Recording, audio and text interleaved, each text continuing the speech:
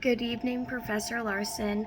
My name is Donnie Dill, and the purpose of this video is to discuss professional depositions of learners.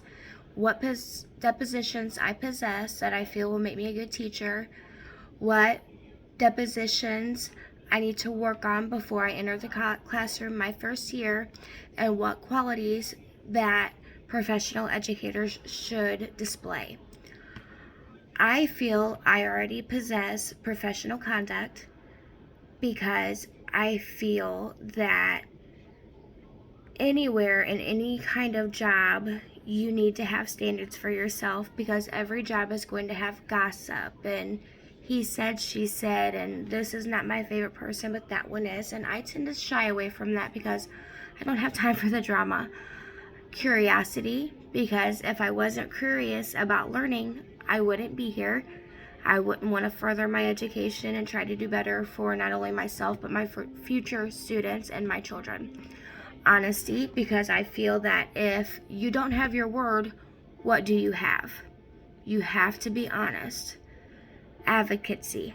I feel that our children deserve the utmost in everything, and I have a history of advocating for schools that I attended, mainly the health center there in Cahokia. We ended up going to Springfield, Illinois, to Illinois' capital, to advocate that we keep the funding for that health center. Dedication. I feel that once I set my mind to something, I will be dedicated to see it through. And what is the end of that for education? There isn't. Because once one student moves on to the next grade, there's always another one thirsting to learn. Fairness. That is one that I feel I possess, but I will also need to work on. Because children that come from hard situations tend to pull on my heartstrings. So that is something I'm going to have to learn how to take away from the equation and keep everything on the same playing field.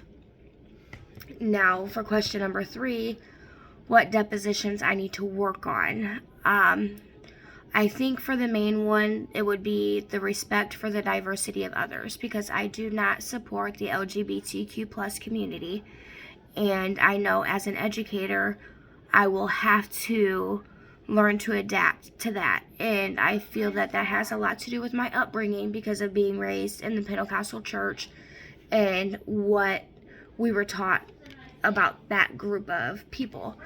Reflection every day.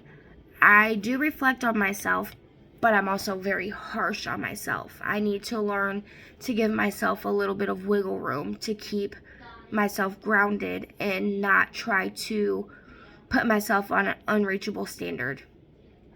And I am overly compassionate. I feel I can tone it back because I will give somebody the shirt off my back, my last dollar, you name it. And I know that in the education field that's not going to be something I can do, because people are going to see that and say, hey, she's picking favorites, she's putting different students on different pedestals, and I don't want that risk. And lastly, what qualities should professional educators display? All of them. And the reason I say that is because they would not be in place if we were not supposed to follow every single one of them. Now, am I saying that you can't slip up and, have to learn better for next time? No, absolutely, because even educators are still learning, especially brand new ones.